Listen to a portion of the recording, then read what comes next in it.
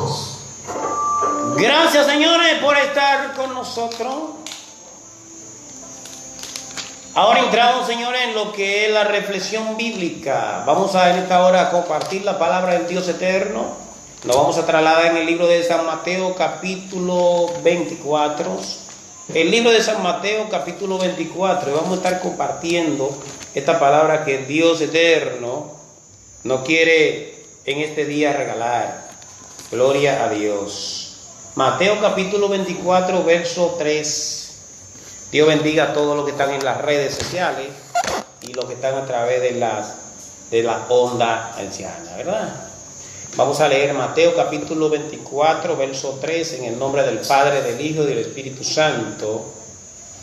Y estando él sentado en el monte de los Olivos, los discípulos se le acercaron aparte diciendo: Dinos cuándo serán estas cosas y qué señal habrá de tu venida y del fin del siglo.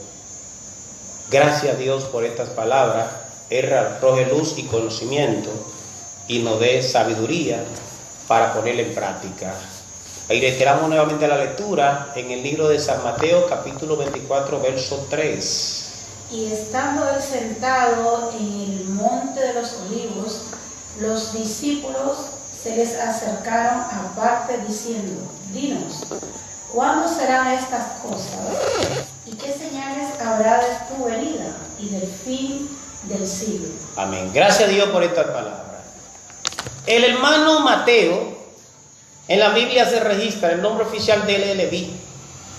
Era un trabajador del Imperio Romano. El trabajo de él más enfocado, su nombre oficial era Leví, y su trabajo se enfocaba a lo que eran los cobros de impuestos. Trabajaba para el Imperio Romano, de manera que era licenciado en contabilidad o cualquier área que tenga el saber diario o el conocimiento o el conocer. Cuando Jesús está caminando por la ciudad de Jerusalén, Samaria, Judea, se acerca a Nicodemo, ahí acerca a su oficina en el balcón, y de repente le dice: sígueme. Nicodemo, Mateo, sin tomar en consideración la palabra o los pensamientos de cualquier otra persona, abandonó el banco y siguió a Jesús. Ahí es donde Leví, que pasa a ser Mateo, pues automáticamente pasó a ser parte de los que servían al Señor. Mateo no era un apóstol, fue un discípulo, porque los apóstoles eran los que estaban anteriormente. En el libro, nosotros conseguimos a Mateo como el primer libro del Nuevo Testamento. Pero ¿por qué Mateo aparece en el primer lugar del Nuevo Testamento y no el real libro que debe aparecer? El primer libro del Nuevo Testamento es el libro de Marcos. Lo que pasa es que Mateo es el único escritor que, escribiéndole a los griegos, a los judíos, a los griegos, a los hebreos, como los demás lo hacían, es el único que narra la genealogía, la descendencia, de dónde proviene el Mesías. Ahora, ¿qué se encuentra Mateo en este capítulo 24, verso 3, narrando? Es el acontecimiento que hoy en día se ha malinterpretado, se ha utilizado de una expresión no tan correcta este verso, que dice: acercándote. Y estando Jesús sentado en el monte de los Olivos, los discípulos se acercaron aparte diciendo: Dinos cuándo será esta cosa y qué señal habrá de tu venida y del fin del siglo. Y más hacia abajo hay un verso que dice Jesús: y no quedará piedra sobre piedra que no sea derribada, porque se levantarán nación, reino contra reino, habrá hambre, pestilencia. Este capítulo 24 del libro de San Mateo tiene varias pendientes. Nosotros no podríamos en este tiempo corto definirlo todo, pero vamos a dar una pincelada. Lo primero es que el 90% de este capítulo 24 del libro de Mateo está dirigido a una nación, al pueblo judío. El 30% o el 2% o el 7% está dirigido a los gentiles, que es la iglesia actual, que es usted evangélico, evangélica y yo, que estamos sirviendo a Dios. Ahora, cuando él dice: estando sentado en el monte de los Olivos, vinieron a él sus discípulos preguntándole aparte: dinos cuándo será esta señal ¿qué cosa acontecerá y qué señal habrá de tu venida? Se estaba hablando de lo que decía el versículo 1. El versículo 1 dice: salió Jesús del templo y se acercaron sus discípulos aparte diciendo, Jesús le respondió y dijo: miréis todo esto, de cierto no queda piedra sobre piedra que no sea derribada. Mucha gente está hablando de esta profecía y tomándola para este tiempo o para el tiempo futuro. Sea cuando la iglesia sea levantada, que este acontecimiento va a pasar. Quiero decir, hermano, que ese acontecimiento no va a pasar en el futuro, después que la iglesia sea levantada, ni ahora. Mucha gente compararon este verso con lo que pasó en nuestro país vecino, a República Dominicana, Haití. El terremoto que hubo con la masacre que hubo en Haití y la que hubo en México en las décadas pasadas y la que hubo en República Dominicana y algunos países que han tenido grande, fuerte maltrato por los juicios de la naturaleza de Dios. Esta profecía no es para este tiempo ni va a ser para este tiempo, fue cumplida. ¿Cuándo pasó este acontecimiento? En el año 70 del tiempo de Cristo. Aconteció este evento que aparece en el versículo 1 y 2 del libro de Mateo 24. Se levantó un reino, un emperador llamado Tito, y se rebeló contra la nación de Israel. Y todas las edificaciones, los edificios que existían en ese momento, años 70 del tiempo de Cristo, siglo 7. Se levantó este emperador en el tiempo de Cristo y destruyó toda esa pared, todas sus grandes edificaciones. Por eso es que Jesús profetizó y dijo: no quedará piedra sobre piedra que no sea derribada. Se estaba refiriendo a ese momento. Ahora, de que usted y yo podamos decir que algo semejante a lo que pasó en ese año 70 de Jesús puede pasar después que la iglesia sea levantada, si es válida.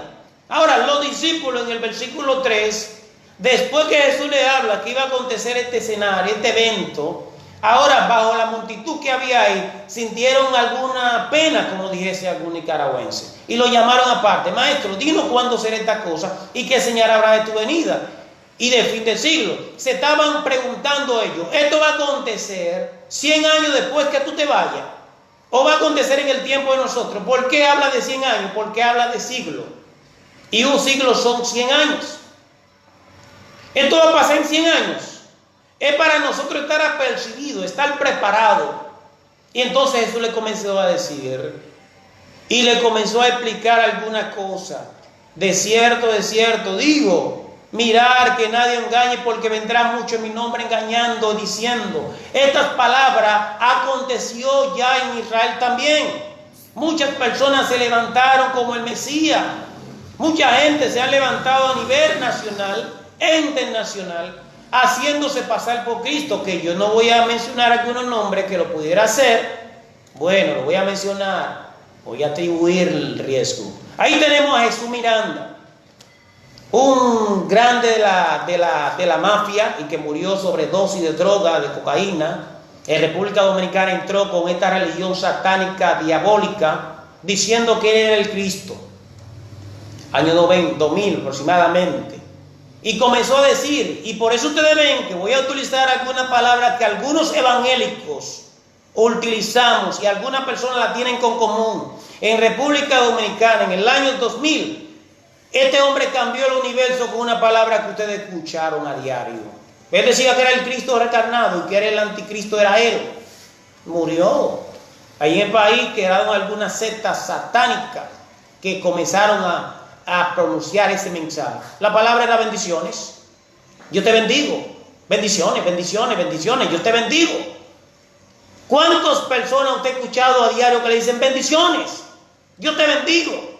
Y la Biblia no avala estas expresiones.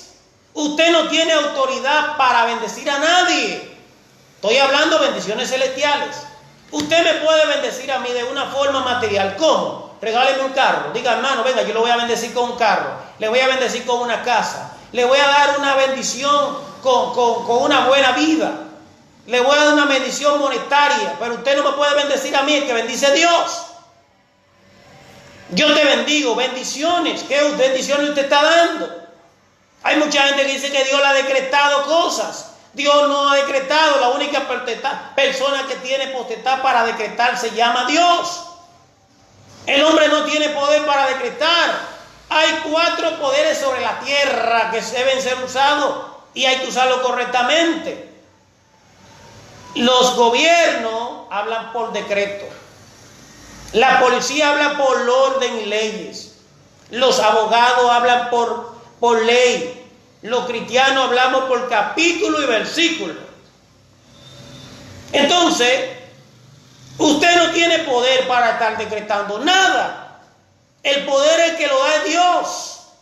Dios es el que da poder y es el que asume la responsabilidad. Entonces, esta señal, dijo Jesús, no quedará piedra sobre piedra que no sea derribada. Se estaba refiriendo a lo que iba a acontecer en Jerusalén. Esas murallas fueron derribadas. Búsquelo en Google, búsquelo en la enciclopedia, váyase a la Real Academia, investigue sobre esta parte, que en el año 70 hubo un emperador llamado Tito que destruyó esa ciudad. Y murieron muchas personas. Esa ciudad quedó en ruina. Esa profecía fue cumplida. De que se habrán mucho en mi nombre y engañarán a muchos. Mirad que nadie los turbéis. Engañarán a muchos. Esto ha pasado. Vendrán también guerra, rumores de guerra, hambre. Muchos diciendo que yo soy el Cristo y a muchos engañarán. Habrá guerra, rumores de guerra, hambre. Esto aconteció también en otros países. Muchas guerras han habido a nivel mundial, pero estaba refiriéndose al pueblo judío. Ahora, de que usted quiera decirlo en un término espiritual, usted quiera decir, va a haber guerra en los países, pero no tome este texto bíblico como pretexto. ¿Qué es lo que queremos decir a los hermanos y a los amigos? ¿Qué momento de acercarnos a Dios? Hay un escenario semejante a este que va a acontecer sobre la tierra.